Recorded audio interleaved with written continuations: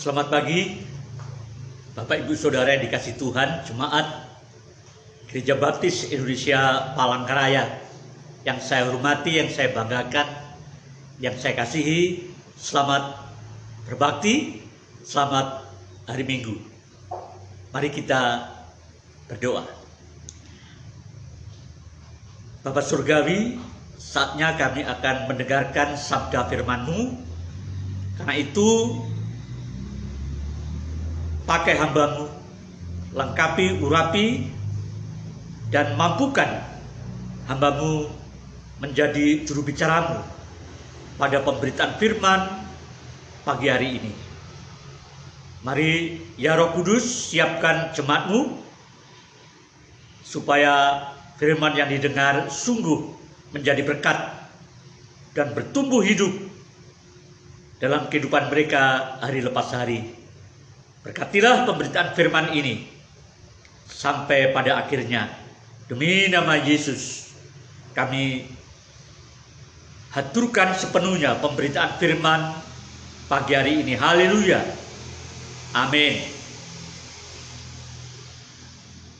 Bapak Ibu Saudara, karena kita masih berada dalam masa 40 hari setelah Tuhan Yesus bangkit, sebelum dia naik ke surga, maka saya masih akan membuka firman Tuhan pada pagi hari ini dengan sedikit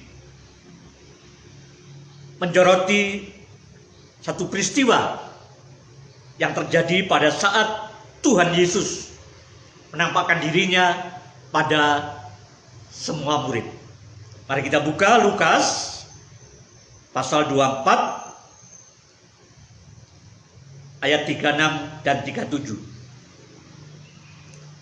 Sementara mereka bercakap-cakap tentang hal-hal itu, Yesus tiba-tiba berdiri di tengah-tengah mereka dan berkata kepada mereka, "Damai sejahtera bagi kamu."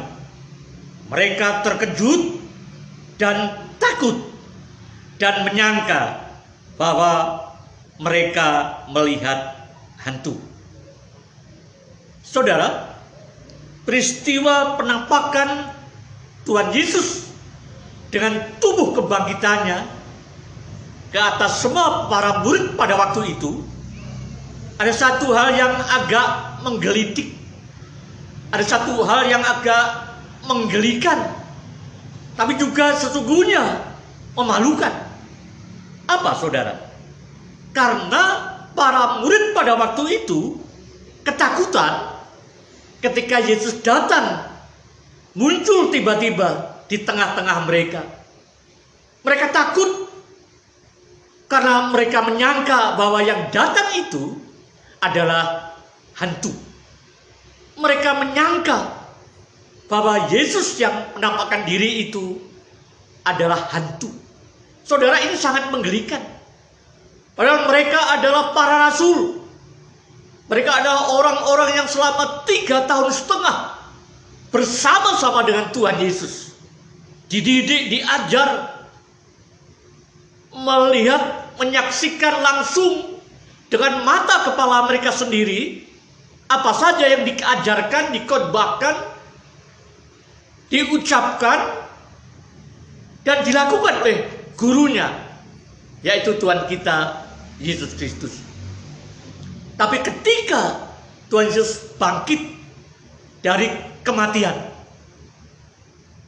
dan datang kepada mereka, memberikan salam kepada mereka, "Damai sejahtera bagi kamu," mereka justru meresponnya dengan mendukanya bahwa yang datang, yang memberi salam itu adalah hantu. Saudara, ini menggelikan, tapi ini fakta Alkitabiah. Bukan hanya sekali itu, saudara, Tuhan disangka sebagai hantu. Tidak hanya sekali itu. Pada peristiwa jauh sebelumnya, ketika Tuhan Yesus sebelum menyerahkan diri di atas kayu salib. Jauh sebelum itu, yaitu ketika setelah Tuhan Yesus berjalan di atas air pada tengah malam itu, menjumpai kapal murid-muridnya yang sedang oleng dan akan karam itu. Tuhan Yesus datang ke sana, tapi mereka mendukanya, menyangkanya bahwa yang datang itu adalah hantu. Maka ketakutanlah mereka, berteriak-teriaklah mereka. Saudara, ini fakta yang menggelikan, tapi terjadi, ditulis oleh Alkitab. Saudara, para murid sendiri, para rasul sendiri, orang-orang kepercayaan Tuhan Yesus, soko guru jemaat itu sendiri pernah menyangka Tuhan Yesus adalah hantu. Tapi puji Tuhan, Tuhan Yesus mencelikkan mata mereka, menjelaskan kepada mereka bahwa dia bukan hantu. Dan setelah itu, setelah dibuka pikirannya dengan firman Tuhan, Tuhan Yesus mengingatkan kembali pada firman-Nya yang pernah dikatakannya saat mereka bersama-sama dengan para murid itu.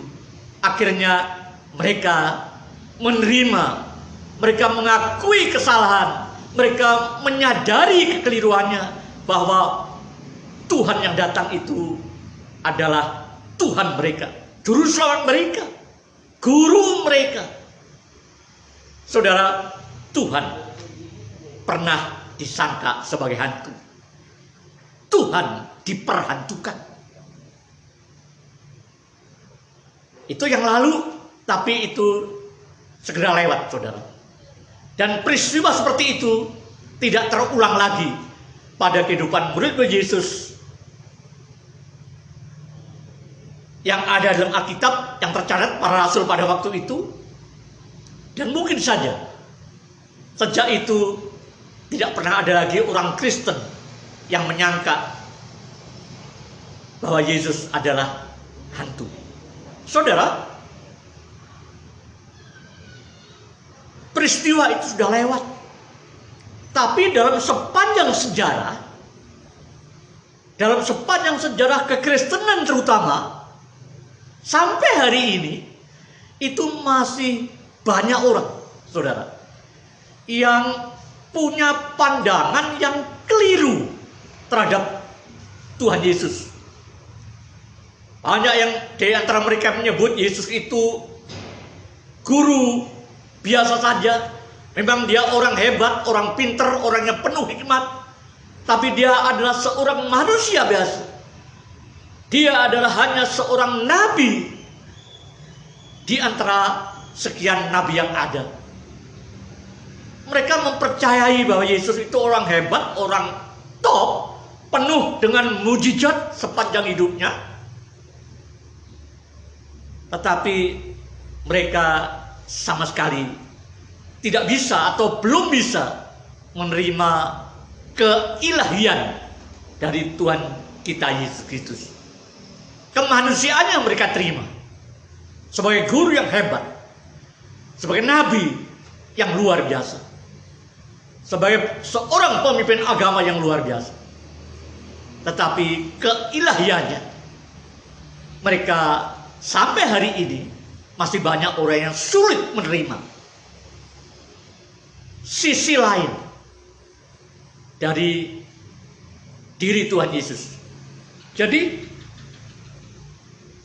sejak lama sampai sekarang pun banyak orang yang punya rumusnya sendiri, yang punya konsep sendiri, yang punya pandangan sendiri tentang siapa sesungguhnya Tuhan Yesus itu. Bahkan baru-baru ini saya mendengar ada orang yang mengatakan, ini bukan orang Kristen, saudara, yang mengatakan bahwa Yesus itu bukan Tuhan. Kami sejak dulu tidak percaya. Yesus jadi Tuhan itu baru dilantik ketuhanannya, kata orang ini, adalah pada tahun 325 Masehi di Nisia pada saat konsili Nisia. Saudara, jadi menurut mereka, karena mereka katanya belajar juga dari sejarah bahwa Yesus itu baru dilantik menjadi Tuhan atau baru dituhankan itu baru tahun 325 di Nisia pada konsili Nisia yang diteguhkan atau disahkan oleh Konstantinopel. Saudara, ini menggelikan karena Yesus itu bukan manusia yang dilantik menjadi Allah, tetapi Allah yang menjadi manusia. Ini sesuai kesaksian Alkitab. Jadi kalau ada orang yang mengatakan Yesus itu baru dilantik menjadi Tuhan pada tahun 325, itu saya bisa pastikan itu mengada-ada. Saudara, Yesus itu bukan manusia yang dituhankan. Bukan manusia yang dianggap sebagai Allah atau menjadi Allah atau diperalahkan. Tetapi Allah yang berinkarnasi dalam diri Tuhan Yesus Kristus yang adalah manusia pada tahun 2000 tahun yang lampau. Jadi Bapak Saudara, ada orang yang masih saja menyembur-nyemburkan, menggembus-gembuskan satu pemahaman yang lemah, yang tidak bisa dipertanggungjawabkan, yang mengada-ada, yang penuh dengan tendensi untuk melemahkan atau menyesatkan atau membingungkan orang-orang Kristen. Saudara, Yesus tidak pernah dilantik oleh manusia menjadi Allah. Tapi sejak semula Yesus itu adalah Allah. Sejak semula Yesus itu adalah Tuhan. Nanti saya akan jelaskan. Kemudian saudara,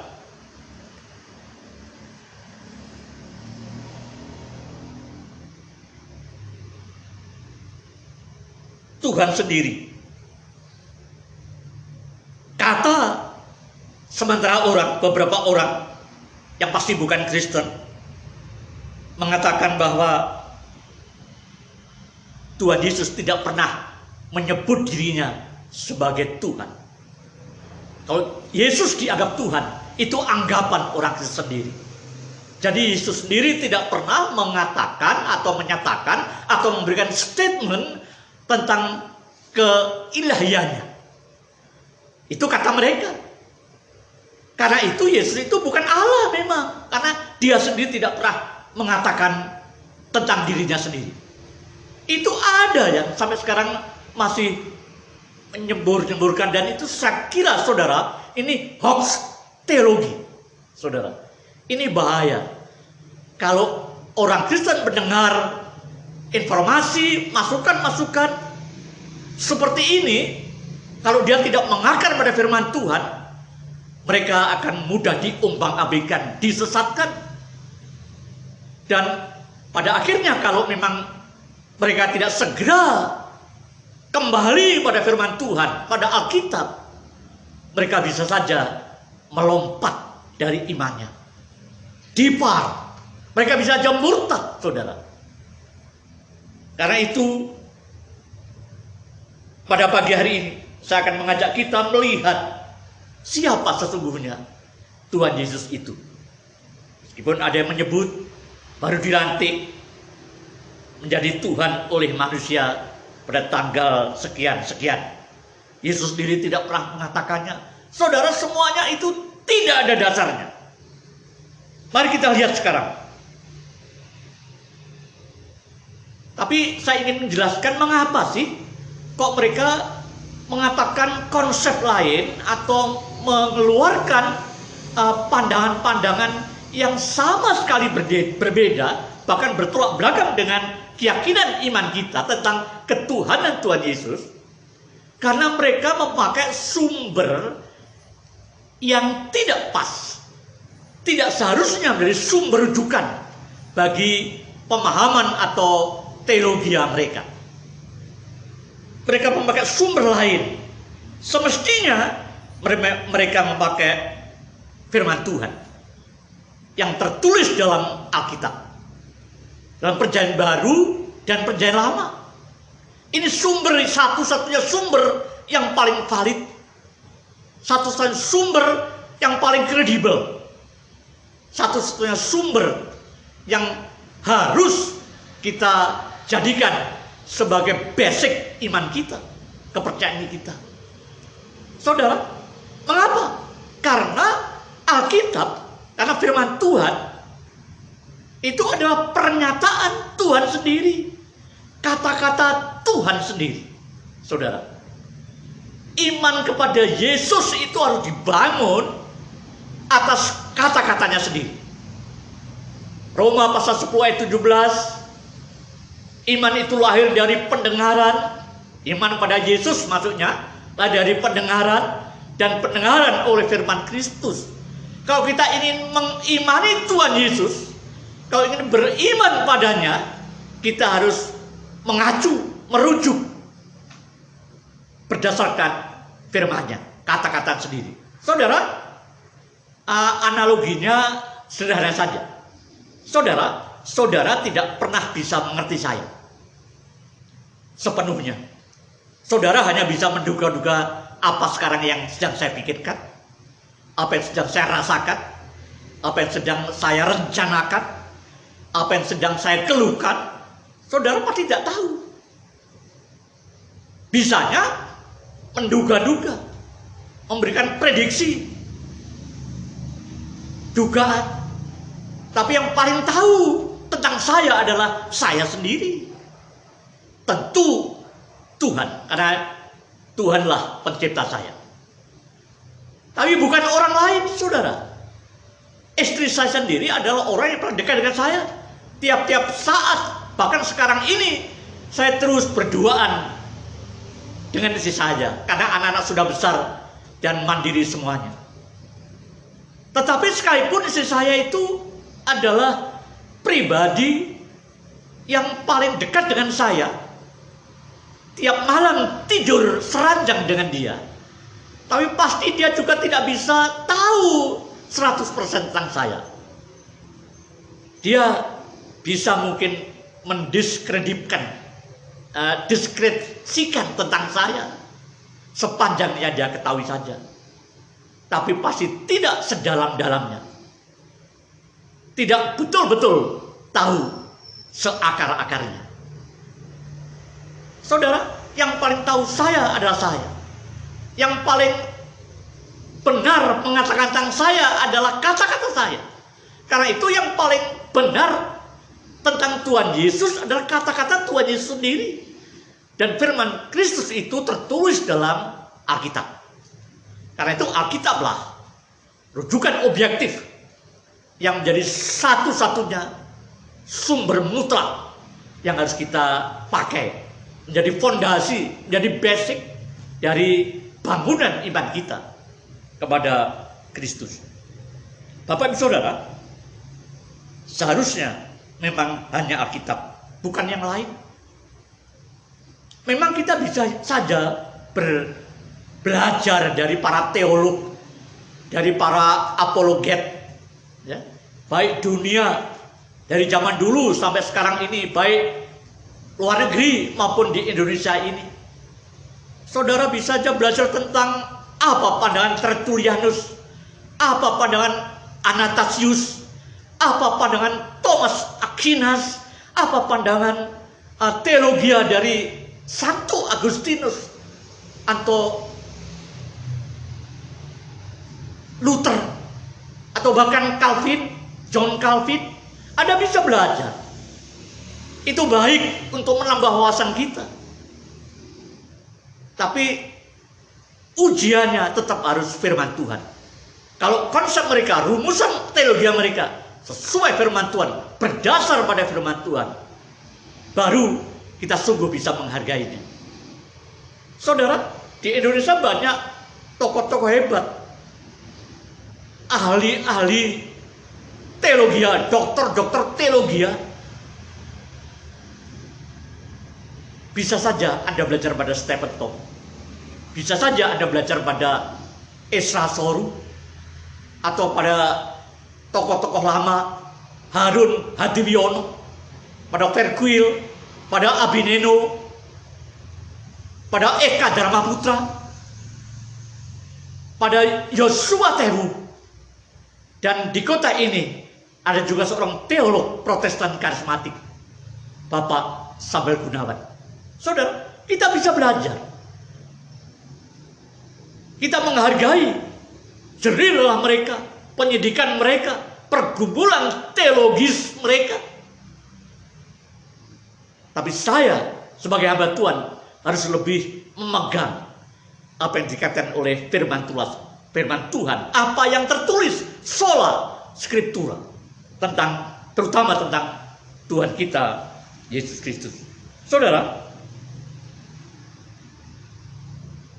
mari kita lihat beberapa ayat saja yang menyatakan bahwa Yesus itu bukan sekedar manusia biasa saja, bukan sekedar seorang rabi, bukan sekedar pemimpin yang hebat, tapi dia manusia hebat, manusia 100%, tapi juga Allah 100%.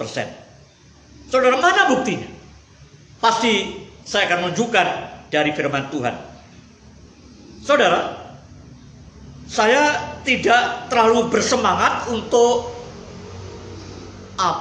menyebutkan pandangan-pandangan yang di luar yang tertulis. Bukan saya tidak menghargai, saya menghargai. Saya suka belajar pada tentang dasar-dasar teologi mereka, tentang cara mereka berteologi. Tapi saya lebih harus mengacu mutlak kepada firman Tuhan yang tertulis. Saudara, misalnya ini pernyataan malaikat kepada para gembala setelah Yesus baru saja dilahirkan di Bethlehem. Malaikat berkata, makhluk surgawi itu yang pasti bisa kita percayai, karena dia adalah utusan langsung dari Tuhan, dari surga, dan diutus ke tengah-tengah manusia. Dan mari kita lihat berita yang disampaikan kepada para malaikat itu. Hari ini telah lahir bagimu juru selamat, yaitu Kristus Tuhan di kota Daud. Lukas pasal 2 ayat 11. Malaikat itu berkata, menginformasikan kepada para malaikat, hari ini telah lahir bagimu juru selamat, yaitu Kristus Tuhan di kota Daud. Kristus yang diurapi itu, yang terurap atau Mesias, itu adalah Tuhan dan lahir di kota Daud, yaitu di Bethlehem. Saudara, malaikat sendiri, makhluk surgawi yang meyakinkan Maria, juga meyakinkan Yusuf pada waktu itu. Jadi kata-kata malaikat yang tertulis dalam Alkitab ini harus kita percayai, karena dia utusan Tuhan yang datang dari surga. Terus kalau tadi dikatakan Yesus tidak pernah mengatakan dirinya sebagai Tuhan, itu salah besar. Karena dalam Yohanes pasal 13 ayat 13, Tuhan Yesus berkata, kamu menyebut aku guru dan Tuhan, dan katamu itu tepat, sebab memang akulah guru dan Tuhan.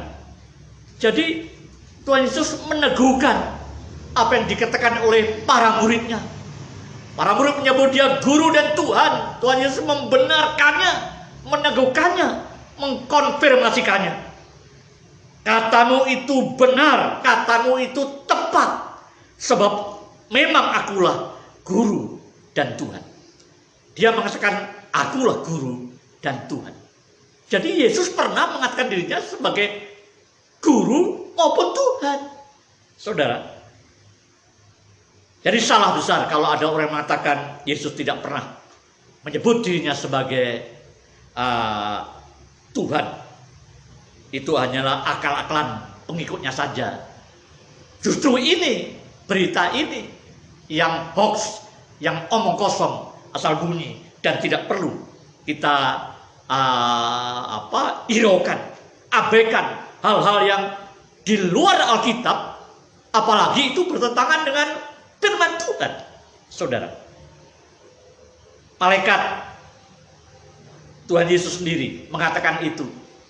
Malaikat mengatakan Yesus Tuhan. Yesus mengatakan dirinya adalah guru dan Tuhan. Terus kemudian mari kita lihat apa pengakuan dari murid Tuhan, yaitu Simon Petrus. Saudara, Simon Petrus ini adalah murid utama Tuhan Yesus. Bahkan oleh saudara kita yang dari Katolik, dia disebut sebagai pewaris tahta Kristus. Dia paus yang pertama di muka bumi ini. Kepada Petrus, Tuhan Yesus pernah berkata dalam Matius pasal 16, khususnya ayat 15 sampai 17. Kata Yesus kepada mereka, "Tetapi apa katamu? Siapakah aku ini?" Maka jawab Simon Petrus, "Engkau adalah Mesias, Anak Allah yang hidup." Kata Yesus kepadanya, "Berbahagialah, hai Simon bin Yunus, sebab bukan manusia yang menyatakan itu kepadamu, melainkan Bapakku yang di surga." Tuhan Yesus membenarkan kalau dirinya menurut keyakinan pengakuan iman Petrus adalah Mesias, Anak Allah yang hidup. Mesias itu adalah Allah, Anak Allah adalah Allah. Ini harus perlu pembahasan tersendiri. Pada waktunya nanti saya akan memberikan penjelasannya. Tapi intinya, Simon, orang yang sangat dekat, rasul utama Tuhan Yesus, itu telah memberikan kredonya, menyatakan pengakuan imannya bahwa engkau adalah Mesias, Anak Allah yang hidup. Yesus juga mengatakan, "Berbahagialah hai Simon bin Yunus, sebab bukan manusia yang menyatakan itu padamu." Ini bukan produk manusia, ini bukan produk pemahaman teologi manusia, tapi ini adalah yang dibisikkan oleh Bapakku di surga. Jadi pengakuan iman Petrus ini mendapat pengesahannya dari Tuhan Yesus, karena itu datangnya dari surga, bukan dari hasil pergumulan teologi manusia biasa saja. Jadi Bapak Ibu Saudara, menurut malaikat Yesus Tuhan, menurut Tuhan Yesus sendiri Yesus Tuhan dan Rabi, menurut Petrus orang paling dekat yang hidup tinggal 3,5 tahun bersama-sama terus dengan Tuhan Yesus, yang dibimbing, yang diajar, yang diarahkan, yang dilatih, yang dijelaskan sendiri oleh guru agung itu, akhirnya menyatakan pengakuan imannya yang luar biasa. Yesus Mesias, Anak Allah yang hidup. Kemudian bukan hanya Petrus yang saksi hidup, yang hidup bersama-sama dengan Tuhan Yesus pada waktu itu. Ada murid lain, yaitu Thomas misalnya. Mari kita lihat Yohanes pasal 20 ayat 28 sampai 29. Thomas menjawab dia, "Ya Tuhanku dan Allahku." Thomas menjawab dia, "Ya Tuhanku, ya Allahku." Thomas menyatakan kredonya, menyatakan pengakuan imannya bahwa dia, engkau Tuhan, adalah Tuhanku dan Allahku. Kata Yesus kepadanya, "Karena engkau telah melihat aku, maka engkau percaya. Berbahagialah mereka yang tidak melihat namun percaya." Saudara,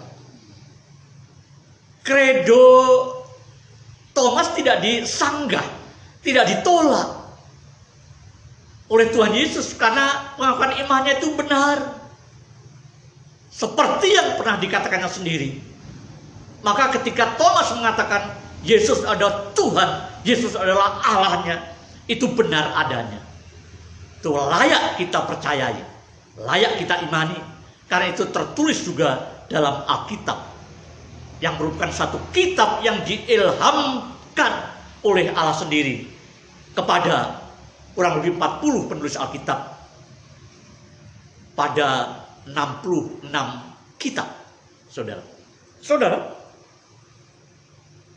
malaikat Tuhan Yesus sendiri, Petrus, kemudian Thomas, ini orang-orang yang hidup waktu itu bersama dengan Tuhan kita Yesus Kristus, bukan orang sekarang yang jauh, yang nggak ngerti, nggak bersinggungan langsung dengan Tuhan, nggak bisa melihat, nggak bisa berdiskusi langsung secara fisik dengan Tuhan karena Tuhan sudah naik surga. Kecuali kita merasakan penyertaannya dalam Roh Kudusnya dalam diri kita. Ya. Ada juga Rasul Tuhan Yesus yang sangat saya hormati, saudara. Saya sangat banyak belajar pada Rasul ini. Rasul ini disebut oleh penulis Alkitab sebagai murid yang sangat dikasih Tuhan Yesus, yaitu Rasul Yohanes. Apa kata Rasul Yohanes pada Injil Yohanes pasal 1? Saudara, Yohanes pasal 1, ini kata-kata Rasul yang sangat dikasih Tuhan Yesus. Ayat 1 mengatakan, pada mulanya adalah firman. Firman itu bersama-sama dengan Allah, dan firman itu adalah Allah. Pada mulanya adalah firman. Firman itu bersama-sama Allah, dan firman itu adalah Allah. Ayat 14, firman itu telah menjadi manusia dan diam di antara kita. Firman yang adalah Allah itu sendiri, yang ada pada mulanya itu, telah menjadi manusia dalam diri Kristus Yesus, saudara. Jadi Rasul Yohanes mengatakan dengan jelas di awal penulisan Injilnya, dia tidak bicara soal kelahirannya dan yang lain-lainnya, tapi dia bicara langsung kepada pokok permasalahannya, yaitu siapa diri Kristus itu sendiri. Ke pra-eksistensi Tuhan kita Yesus Kristus. Pada mulanya adalah firman. Dan firman itu adalah Allah. Dan firman itulah menjadi manusia. Yohanes mengatakan bahwa Yesus, yang firman yang menjadi manusia itu adalah Allah sendiri. Saudara, saya kira beberapa ayat ini sudah cukup baik untuk kita, saudara. Alkitab masih banyak ayat yang lain, saudara, yang menjelaskan, yang meneguhkan, yang menguatkan, yang mengkonfirmasi dari berbagai gaya bahasa dan penulisnya tentang Yesus itu adalah Tuhan Allah sendiri. Jadi apalagi, saudara? Karena itu kalau sekarang ini, sampai sekarang ini masih banyak orang yang mengaku-ngaku atau berspekulasi tentang diri Tuhan Yesus, atau yang mengatakan Yesus itu bukan Allah, bukan Tuhan, dia hanya manusia biasa saja, memang manusia yang baik, nabi yang sangat dihormati, tapi bukan Allah. Saudara, kita hargai keyakinan mereka, tapi ini keyakinan kita, ini keyakinan saya. Saya yakin bahwa Yesus itu Tuhan karena Alkitab mengatakannya, bukan kata-kata yang lainnya. Kata-kata lain, kalau mereka merumuskan tentang Tuhan Yesus, kalau mereka memang hamba Tuhan, orang Kristen, para pendeta, para teolog, saya sangat hormati, saudara. Tapi yang lebih saya acu, yang lebih saya rujuk itu adalah apa yang tertulis. Karena ada firman, jangan melampaui yang tertulis, supaya engkau tidak sombong. Saudara, Yesus adalah Tuhan kita sendiri. Karena itu berbahagialah, kita bahagia. Jangan ragu lagi. Berapa tahun Anda sudah menjadi orang Kristen? Apakah Anda bisa menjelaskan? Kalau ditanya oleh orang lain, kalau dunia bertanya pada saudara, apakah saudara bisa memberikan pertanggungan iman saudara? Jawaban saudara, pertanggungan jawab iman saudara kepada dunia ini, kita bisa memberi jawaban yang diperlukan oleh dunia ini, asal kita sungguh mau belajar sungguh, mau merenungkan sungguh, mau menyelidiki sungguh-sungguh, dan mau percaya pada kesaksian Alkitab. Karena Alkitab adalah sumbernya dari Allah sendiri. Apa yang ditulis Allah, apa yang berasal dari Allah, itu pasti tidak salah, pasti benar. Dan apa yang dikatakan Tuhan Yesus tentang dirinya, itu pasti benar. Karena dialah yang paling tahu tentang dirinya. Berbahagialah saudara, iman saudara itu iman yang luar biasa. Kalau Anda terus percaya Tuhan Yesus, iman saudara adalah iman yang benar, iman yang kokoh, iman yang punya dasar, iman yang bukan hasil spekulasi teologi manusia atau logika manusia, tapi sungguh-sungguh punya dasar yang kuat, yaitu kata-kata Allah sendiri yang diilhamkan kepada para penulis Alkitab. Berbahagialah, saya bangga, saya bahagia, saya semakin hari semakin bergairah. Kalau Anda semakin mengenal Tuhan kita Yesus Kristus, Anda akan semakin kuat.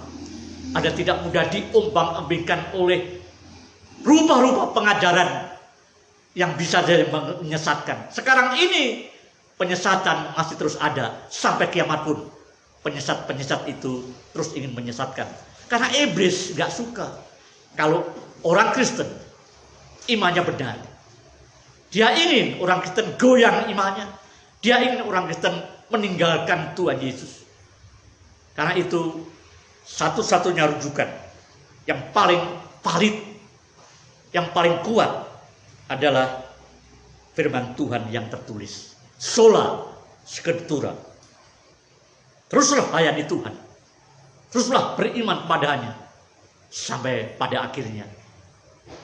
Karena barang siapa yang setia sampai pada akhirnya, dialah yang akan diselamatkan. Karena iman kita kepada Yesus Kristus ini saudara, ini sangat menentukan masa depan kita. Masa depan kita bukan hanya di dunia, tapi masa depan kita setelah di dunia. Ini menentukan, ini menyangkut keselamatan kita, keselamatan kekal kita. Jadi Yesus yang adalah Tuhan dan Allah itu sungguh merupakan pilihan kita yang terbaik. Saudara, sesungguhnya ini bukan semata-mata pilihan kita. Kalau kita memilih Yesus sebagai Tuhan kita, sebagai Juru Selamat kita, ini bukan semata-mata kemampuan kita. Ya. Petrus saja dikatakan itu atas ilham Bapa di surga. Nah, kalau kita sampai percaya Tuhan Yesus, itu karena akibat pilihan Tuhan kita sendiri kepada kita. Bukan kamu yang memilih aku, tetapi akulah yang memilih kamu. Dalam Injil Yohanes. Saudara, jadi berbahagialah, tenanglah, jangan mudah diombang-ambingkan. Abaikan setiap hal yang akan mengguncangkan imanmu. Abaikan setiap hal yang akan mempengaruhi kesetiaanmu pada Tuhan. Jangan sampai engkau menyimpang dari iman yang sudah benar itu.